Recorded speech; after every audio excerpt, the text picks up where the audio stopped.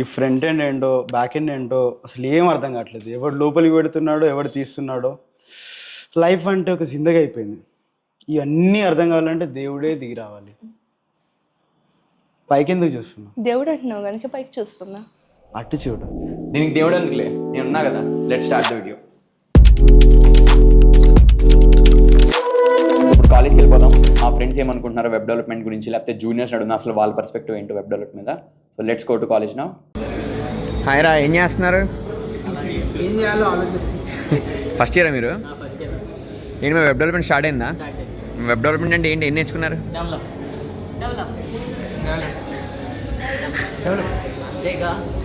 So ఇప్పుడు ఇదంతా కాదు, వెబ్ డెవలప్మెంట్ అంటే ఏంటో నేను చెప్తాను.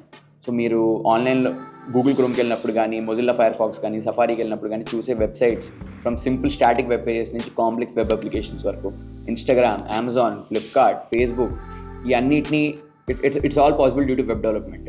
సో వెబ్ డెవలప్మెంట్ 2 parts ఉంటాయి, front end development and back end development. But దీన్ని నేర్చుకునే విధానంలో డిఫరెన్స్ ఉంటుంది. సో అదేంటో ఇప్పుడు తెలుసుకుందాం.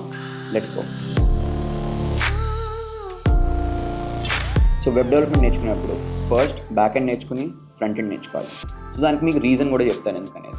So back and front end 2 segments ఉంటాయి కదా. సో ఫ్రంట్ ఎండ్ మీరు చేసేటప్పుడు ఏం చేంజ్ చేసినా మీకు డైరెక్ట్గా బ్రౌజర్లో కనిపించేస్తున్నారు. కానీ బ్యాక్ ఎండ్ ఏంటంటే డేటాబేస్లు ఉంటాయి, సర్వర్స్ ఉంటాయి, ఏపీఐ ఉంటాయి. The data is lot of abstractness ఉంటుంది డేటాలో. సో మీకు అప్పటికప్పుడు చేంజెస్ కనిపివు. Plus it is very hard first, ఎందుకంటే డేటాబేస్ సెటప్ చేయటం, డేటా సెండ్ చేయటం, అక్కడి నుంచి ఫెచ్ చేయటం, క్రడ్ ఆపరేషన్స్ చేయటం. So it is little bit dopamine hit అయితే మీకు ఇవ్వదు. ఫ్రంట్ ఎండ్ ఏంటంటే మీకు అప్పటికప్పుడు కోడ్ రాస్తారు, అక్కడక్కడ చేంజ్ వస్తుంది, you get the dopamine hit. But back end నేర్చుకునేటప్పుడు it's little bit boring, cumbersome, కొంచెం కాంప్లెక్స్ ఉంటుంది. ఒకవేళ మీరు ఫస్ట్ బ్యాక్ ఎండ్ స్టార్ట్ చేసి ఒకవేళ మీరు బ్యాక్ ఎండ్లో ఎక్సెల్ అయితే కనుక moving to front end is pretty easy. Second thing ఏంటంటే ఇప్పుడు మీరు బ్యాక్ ఎండ్ స్టార్ట్ చేస్తున్నారు. So the best language I would suggest పైథన్తో కానీ లేకపోతే జావాస్క్రిప్ట్తో స్టార్ట్ చేయండి. Because they're universal language. Front ఎండ్లో వాడతాం, బ్యాక్ ఎండ్లో వాడతాం. సో ఇప్పుడు జావాస్క్రిప్ట్లో ఒక ఫ్రేమ్వర్క్ ఉంది which is called Express, and పైథన్లో జాంగో ఉంది. సో మీరు I take an example of JavaScript first. So జావాస్క్రిప్ట్లో మీరు ఏపీఐ వాడటం, లేకపోతే డేటాబేస్ సెటప్ చేసి థ్రెడ్ ఆపరేషన్ చేయడం, డేటాబేస్లో డేటా పెట్టడం, you're fetching out data, update చేస్తున్నారు, అన్నీ చేస్తున్నారు. ఒకవేళ మీరు అక్కడ ఆ సింటాక్స్ కానీ లేకపోతే ఆ ఫంక్షన్స్ కానీ how it is going on అది మీరు మాస్టర్ చేస్తే కనుక మీరు ఫ్రంట్ ఎండ్ డెవలప్మెంట్ మూవ్ అయినప్పుడు it's pretty easy. JavaScript front ఎండ్లో it's like easy, like it's butter on a cake. So first మీరు బ్యాక్ ఎండ్ కనుక నేర్చుకుంటే ఇట్ మీద స్ట్రాంగ్ ఫౌండేషన్ కనుక బిల్డ్ అయిందంటే పైథన్ కానీ లేకపోతే జావాస్క్రిప్ట్ మీద, so once you move on to front end development will be pretty much easy for you guys. So third thing ఏంటంటే కాంప్లెక్సిటీ. ఇప్పుడు మీరు బ్యాక్ ఎండ్ నేర్చుకునేటప్పుడు ద లెర్నింగ్ కర్వ్ అనేది స్లోగా ఇలా పైకి వెళ్తుంది. బట్ ఫ్రంట్ ఎండ్లో it's like a street curve. మీరు స్టార్ట్ చేస్తే కనుక మీరు ఒక అప్లికేషన్ బిల్డ్ చేస్తున్నారు, ఒక బటన్ తయారు చేస్తున్నారు, వెబ్ పేజ్ చేస్తున్నారు, it's like visually appealing to you. మీకు డోపమిన్ హిట్ వస్తూ ఉంటుంది, you will continue to learn new thing. ఎందుకంటే మీకు చేసిన దానిలో ముందుగా కనిపిస్తుంది. కానీ బ్యాక్ ఎండ్ అలా కాదు, it's pretty difficult, it's little bit boring. మీకు అసలు ఏం కనిపించదు, ఏపీఐ కాల్స్ చేస్తారు, ఆ డేటా వస్తూ ఉంటుంది, you fetch that data. But ఒకవేళ కనుక మీరు బ్యాక్ ఎండ్లో if you spend more time 3 to 5 hours JavaScript కానీ పైథన్ ఫ్రేమ్వర్క్స్ మీద మీరు బ్యాక్ ఎండ్ చేస్తున్నారంటే కనుక it's pretty much enough to start of. But మీరు డెడికేటెడ్గా 1 week to ఒక 1 month కూర్చుని you should start learning basic back end ఈ పైథన్ జావాస్క్రిప్ట్ మీద. సో అది కనుక చేయగలిగితే కనుక moving to front end later is pretty easy. So ఇప్పుడు ఎలా స్టార్ట్ చేయాలని తెలుసుకున్నాం కాబట్టి, సో బేసిక్ ప్రీరిక్విజిట్ ఏం చేయాలంటే ఫస్ట్ ఒక లాంగ్వేజ్ పట్టుకోవాలి. ఆ లాంగ్వేజ్లో ఒక ఫ్రేమ్వర్క్ చూస్ చేసుకుని స్టార్ట్ బిల్డింగ్ సింపుల్ అప్లికేషన్స్. ఒక టు డూ అప్లికేషన్ ఏమేమి ఉంటాయి, మీరు ఒక డేటా రాస్తున్నాడు, ఆ డేటా మీరు బ్యాక్ ఎండ్కి పంపిస్తున్నారు. ఆ బ్యాక్ ఎండ్లో మళ్ళీ ఒకవేళ తను టు డూ అప్డేట్ చేద్దాం అనుకున్నాడు, లేకపోతే డిలీట్ చేద్దాం అనుకున్నాడు. సో ఒక టూ యూస్ కేసెస్ మనం అర్థం చేసుకుంటున్నాం. అప్డేట్ అవుతున్నది, డిలీట్ అవుతున్నది, కొత్తది క్రియేట్ చేస్తున్నాం. సో ఇయే క్రెడ్ ఆపరేషన్స్ బేసికల్లీ అప్డేట్ చేయటం, క్రియేట్ చేయటం, డిలీట్ చేయటం. సో ఈ బేసిక్ ఆపరేషన్ కనుక మీరు తెలుసుకుంటే this is the best use case to start with the back end. To do application ఒకటి చేయటం, దాంతో మనకి బేసిక్స్ అన్ని క్లియర్ అయిపోతాయి. లేటర్ ఒక కామర్స్ అప్లికేషన్ చేయడం, there are different end points. ఇప్పుడు నువ్వు కార్ట్కి వెళ్తున్నావు, కార్ట్లో డిఫరెంట్ థింగ్స్ ఉంటాయి, ఐటమ్స్ ఉంది, షాపింగ్ లిస్ట్ ఉంది, పర్టికులర్ కేటగిరీస్ ఉంటాయి. సో బ్యాక్ ఎండ్లో మీరు ఒక్కొక్క డిఫరెంట్ ఎండ్ పాయింట్ హిట్ అయ్యేటప్పుడు డిఫరెంట్ డేటా ఫెచ్ అవుతుంది. సో మీరు టు డూ యాప్తో స్టార్ట్ చేసి later you go to commerce app, తర్వాత మీరు పర్సనల్ ప్రాజెక్ట్ చేసుకుని you can do the backend. You can start learning backend. Coming to the third part, let's talk about version control. So version control is a software that helps to track మీ కోడ్లో ఏం changes అవుతున్నాయి, లేకపోతే కొత్త features ఏం implement చేస్తున్నారు, అన్నీ log అవుతాయి system. So Git is a very popular version control that is used by teams around the world, like everyone.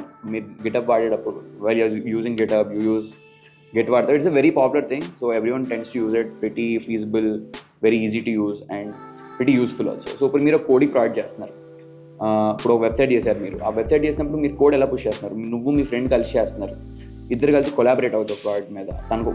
తను ఒక బటన్ చేస్తున్నాడు, మీరు ఒక వెబ్ పేజ్ చేస్తున్నారు, కొత్త ఫీచర్స్ యాడ్ అయినాయి, మీరు దాన్ని రివ్యూ చేసి you can approve the code, everything happens. And second thing experimenting in new features. వాళ్ళు మీరు కొత్త ఫీచర్ కానీ ఎక్స్పెరిమెంట్ చేస్తున్నారు. లైక్ ఇప్పుడు అంటే మీరు ఆల్రెడీ ఇప్పుడు అమెజాన్ ఒక ఫీచర్ ఇంప్లిమెంట్ చేద్దాం అనుకున్నాం, బట్ ఇప్పుడు వాళ్ళు కోడ్ చేసి దాన్ని పుష్ చేసే లోపల it's like there is a lot of time, right? మీరు ఆల్రెడీ అక్కడ మెయిన్ కోడ్ రన్ అవుతున్నది. సో మీరు అప్పుడు ఏం చేస్తారు, ఆ కోడ్ని కలగకుండా ఒక కొత్త బ్రాంచ్ క్రియేట్ చేస్తారు, సేమ్ కాపీ క్రియేట్ చేస్తారు. సో ఇది మెయిన్ కోడ్ అయితే కనుక you create a copy of that same branch. ఇక్కడ మీరు అన్ని టెస్ట్ చేసి ఒకవేళ అన్ని బాగా పనిచేస్తున్నాయి అనుకోండి, అప్పుడు డైరెక్ట్గా మెయిన్ బ్రాంచ్లో కనుక ఇంప్లిమెంట్ చేస్తారు. మెయిన్ కోడ్ ఎక్కడ రన్ అవుతున్నారు. ఇప్పుడు సేమ్ అమెజాన్ కూడా అలాగే చేస్తారు. వాళ్ళు కొత్త ఫీచర్ ఇంప్లిమెంట్ చేస్తారు. వాళ్ళు ఏం చేస్తారు, ఫస్ట్ వాళ్ళు రన్ అయ్యే కోడ్ ఒక కాపీ తీస్తారు, కాపీ తీసి దాంట్లో వాళ్ళు కొత్త ఫీచర్ ఏది ఇంప్లిమెంట్ చేద్దాం అనుకున్నారో అది పెడతారు, మొత్తం టెస్టింగ్ చేస్తారు. దే డూ ఎవ్రీథింగ్ పర్ఫెక్ట్గా run, because it's a very big application, lots of revenue. వాళ్ళు ఒకవేళ సేమ్ మెయిన్ కోడ్ బేస్ మీద వర్క్ చేశారు అనుకోండి, they should stop running the application for testing purposes. So ఇప్పుడు ఆ కోడ్ కాపీ తీసుకుని దాని మీద టెస్ట్ చేసి దెన్ లేటర్ పుష్ ఇట్. ఇదంతా వర్జన్ కంట్రోల్ వల్ల యూజ్ అవుద్ది. ప్లస్ ఒక్కొక్కరు ఏం చేంజ్ చేశారు, ఓకే తిను బటన్ యాడ్ చేశాడు, తిను ఎలా చేశాడు, తర్వాత ఒక కొత్త ఎంప్లాయ్ వచ్చాడు ఆఫీస్కి సేమ్ కోడ్ బేస్ వర్క్ చేయడానికి. సో దీన్ని చూసుకుంటాడు, ఈ ఎంప్లాయ్ ఎక్కడ ఇది రాశాడు, సో తనతో మాడతాడు, ఓకే ఈ కోడ్ ఎలా రాశారు, ఎందుకు రాశారు. So it pretty much helps to manage things. మీరు కోడ్ పుష్ చేయడానికి కానీ, కోడ్ మెయింటైన్ చేయడానికి, ప్రాజెక్ట్ మెయింటైన్ చేయడానికి version control is the best way to track everything. ఒకవేళ మీకు గిట్ నేర్చుకోవాలని ఉంది, గిటప్ మీద మీ ఫ్రెండ్స్తో కలిసి ప్రాజెక్ట్ చేద్దాం అనుకుంటున్నారు, కింద కమెంట్ చేసేయండి గిట్ నేర్చుకోవాలని ఉందని. So will try to make a video on that. So the fourth part, DSA. నేను అనుకోవచ్చు వెబ్ డెవలప్మెంట్ వీడియోలో డిఎస్ఏ ఎందుకు వచ్చిందని, బట్ మీరు బ్యాక్ ఎండ్ నేర్చుకునేటప్పుడు you will write a lot of logic ఎందుకు అడుగుతారని చెప్తాను. ఒక ఎగ్జాంపుల్ చెప్తాను. సో మీరు ఇన్స్టాగ్రామ్ లాగిన్ అవుతున్నారు, అప్పుడు మీరు యూజర్ నేమ్ ఇస్తారు, పాస్వర్డ్ ఇస్తారు, అసలు మిమ్మల్ని మీరని ఎలా అది కనపడుతున్నది. So there is authentication. So back ఎండ్లో మీరు అథెంటికేషన్ ఒక లాజిక్ రాస్తారు, వెన్ ఇట్ చెక్స్ అసలు మీ యూజర్ నేమ్ బ్యాక్ ఎండ్లో ఉందా, మీరు రాసిన పాస్వర్డ్ కరెక్టేనా, అసలు యూజర్ నేమ్ ఆ పాస్వర్డ్ ఆ యూజర్ నేమ్దేనా అని. సో దానికి అది ఊరికే రాస్తే రాదు కదా, there is logic in it. మీరు ఏం చెక్ చేస్తారో, ఒకవేళ ఈ నేమ్ వచ్చింది, సో ఆ యూజర్ని ఫైండ్ చేస్తారు ఆ డేటాబేస్కి వెళ్ళి, సో ఇక్కడ తినున్నాడు, అప్పుడు నేను ఒక బూలియన్ రిటర్న్ చేస్తాను ట్రూ అని. దాని తర్వాత మళ్ళీ కిందకు వస్తాను, ఒకవేళ ఈ తిందేనా పాస్వర్డ్ అని చెక్ చేస్తాను. So to develop that logic DSA is the best thing to start with. ఒకవేళ ఇట్స్ ఓకే డిఎస్ఏ లేకుండా కూడా మీరు వెబ్ డే చేయొచ్చు, బట్ ఇట్స్ నాట్ రికమెండెడ్. ఎందుకంటే డిఎస్ఏ నేర్చుకుంటే it will make efficient applications.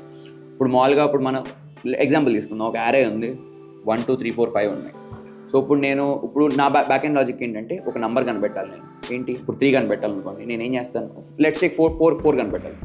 4 కనిపెట్టాలి, ఇప్పుడు అరే నుంచి ఫస్ట్ నుంచి స్టార్ట్ చేస్తాను. 1కి వచ్చా 1 4 కాదు, 2కి వచ్చా 4 కాదు, 3కి వచ్చా 4 కాదు, 4కి వచ్చిన తర్వాత అప్పుడు నేను ట్రూ రిటర్న్ చేస్తాను, అమ్మో నేను 4 కనిపెట్టాను. బట్ దీంట్లో బైనరీ సెర్చ్ అనేది ఉంది. సో డిఎస్ఏలో ఒక అల్గోరిథం ఉంది which is called binary search. Binary search ఏం చేస్తుందంటే, ఫస్ట్ మిడిల్ ఎలిమెంట్ చూసుకుంటుంది, మిడిల్ ఎలిమెంట్ చూసి ఒకవేళ నా టార్గెట్ ఎలిమెంట్ దీనికన్నా పెద్దగా ఉందా చిన్నగా ఉండే దాన్ని బట్టి అది లెఫ్ట్ సెర్చ్ చేయాలి లేకపోతే రైట్ సెర్చ్ చేయాలనేది అది డిసైడ్ చేస్తుంది. సో దీనివల్ల మీకు సగం స్పేస్ అయితే మిగిలిపోయింది కదా, సగం టైం కూడా మిగిలిపోతుంది. So that is why it is essential to learn DSA before starting back end application. లేకపోతే మీరు బ్యాక్ ఎండ్ చేసేటప్పుడు డిఎస్ఏ సైడ్లో చేస్తున్నారు, ఎందుకంటే జావాస్క్రిప్ట్లో చేయొచ్చు, మీరు పైథాన్లో చేయొచ్చు. It's pretty easy to start of and it will help you to build that logic to create efficient backend application. So now let's start the fifth part. So backend start చేస్తున్నారు, data మొత్తం ఎక్కడ store చేస్తున్నారు. Here databases play a very important role. So there are two type of databases, relational, non-relational. First non-relational గురించి మాట్లాడుకుందాం. So non-relational database లో it's like pretty much unstructured data. ఇది మొత్తం మీకు ఒక టేబుల్లో కానీ రోలో కానీ స్ట్రక్చర్డ్ వేలో మీకు స్టోర్ అవ్వదు. ఇట్స్ లైక్ సింపుల్ JSON ఫార్మాట్లో వెనకాల స్టోర్ అవుతున్నది. And there are 2 pretty popular examples for it. MongoDB ఒకటి ఉంది, Cassandra ఒకటి ఉంది. బట్ ఈ డేటాబేస్ని ఎక్కడ వాడతామంటే, you're building small scale application, మీ కాలేజ్కి చేస్తున్నారు లేకపోతే మీ పర్సనల్ యూస్ వాడుకుంటున్నారు, where an efficient way of dealing things is not needed, అప్పుడు మీరు నాన్ రిలేషన్ డేటాబేసెస్ వాడుకుంటారు. And second thing relation databases, banking systems కానీ లేకపోతే ఈకామర్స్ యాప్స్ కానీ, ఎవ్రీథింగ్ దట్ ఈస్ స్కేలబుల్, లక్షల మంది వాడుతున్నారు, there millions of people using it. People use relational databases and 2 popular ones are Postgres and MySQL. ఇక్కడ ఏంటంటే you will be able to do things pretty efficiently, ఎందుకంటే it's already structured data, tables rowsలో ఉన్నాయి, you'll be able to fetch data very easily, data కూడా store చేయవచ్చు, and handling things also pretty easy in relational databases.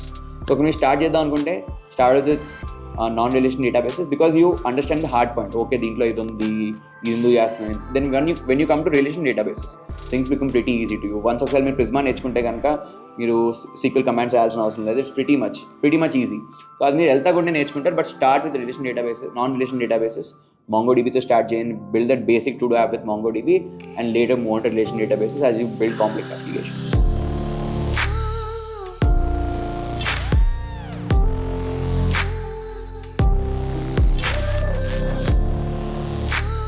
Now let's come into the second part of web development, this front-end web development. So front-end web development to start off with, there are 3 things: HTML, CSS, JavaScript. I'll explain you simple way lo chepta as of what teachers told us. So HTML is like your bones, okay?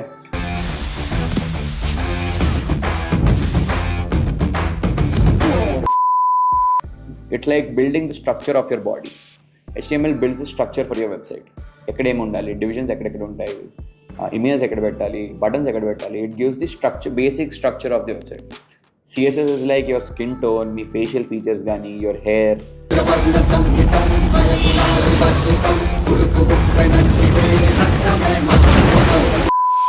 Which is adding beauty to your body, to be precise. So CSS is the same thing that does to HTML while you're building websites. So normal HTML రాశారనుకోండి, it's pretty boring. అసలు మీ ఒట్టి bones చూస్తే ఎలా ఉంటుంది without nothing. It's like pretty boring, right? So once features come in, అందంగా ఉంటావు, like different things, colours add చేయటం, బార్డర్స్ యాడ్ చేయటం, స్పేసింగ్ ఇవ్వటం. యాపిల్ వెబ్సైట్స్ చూస్తారు కదా, it's pretty high on CSS. It's like lot of things going on. JS. So ఇప్పుడు JS గురించి మాట్లాడుకుందాం. సో ఇప్పుడు మీకు స్ట్రక్చర్, బాడీ స్ట్రక్చర్ వచ్చేసింది, అందం అంతా వచ్చేసింది, హీరోలు ఎక్కువ ఉన్నారు.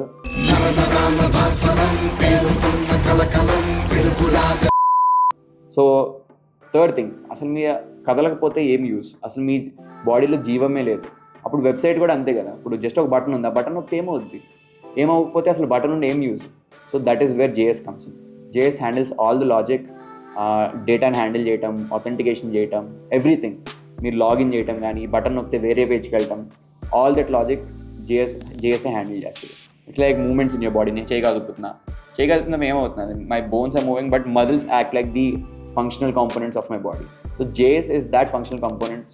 So it's like a muzzle to the websites, which gives the functionality to move, do things. So HTML, CSS, JavaScript మీద మీకు strong fundamental base వచ్చేస్తుందంటే కనుక, so the next framework that you need to learn is React. So React helps you to build usable components.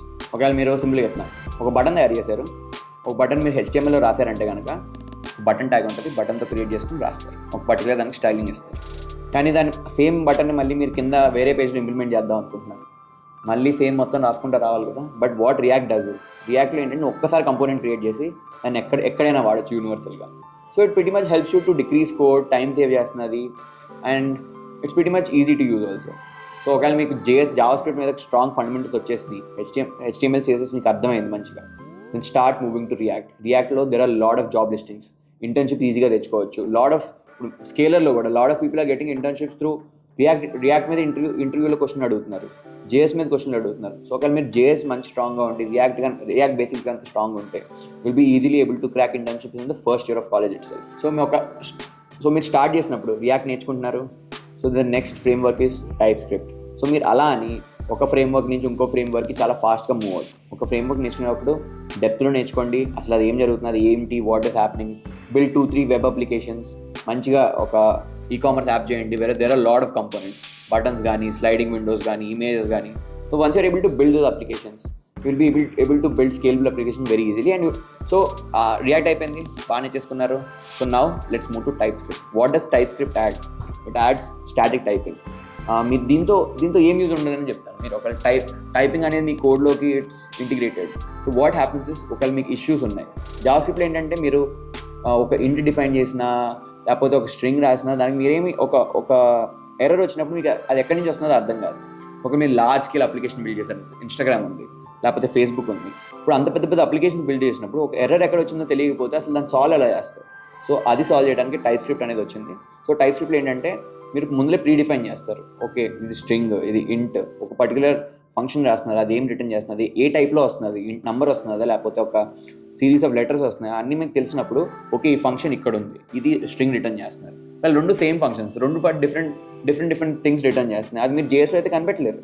ఎందుకంటే మీకు error వచ్చినప్పుడు రెండు functions same అయినప్పుడు ఒకటే different things return చేస్తున్నప్పుడు అప్పుడు మీరు ఎలా కనిపెడతారు పైన ఫంక్షన్ లేకపోతే కింద ఫంక్షన్ అని? అది టైప్ స్క్రిప్ట్ సాల్వ్ చేస్తున్నది. సో మీరు రెండు డిఫరెంట్ డిఫైన్ చేశారు అనుకోండి, ఓకే ఇది స్ట్రింగ్ దగ్గర మీకు ఎర్రర్ వస్తుంది లేకపోతే ఇంటి దగ్గర ఎర్రర్ వస్తుంది అని, will be able to pretty much easily solve problems and build scalable application. Scalable application build code base చాలా పెద్దది అయిపోద్ది and solving errors is a pretty mess.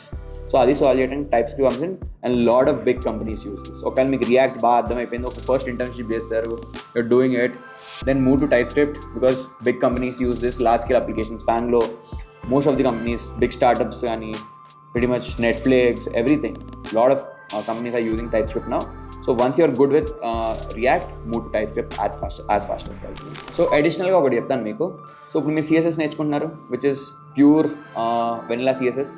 అది మీరు వెబ్సైట్ యూజ్ చేయడం, కోడ్ స్టైలింగ్ చేయడానికి వాడుతున్నారు, you're making pretty good applications. There is a framework in CSS also which is called టెయిల్విండ్.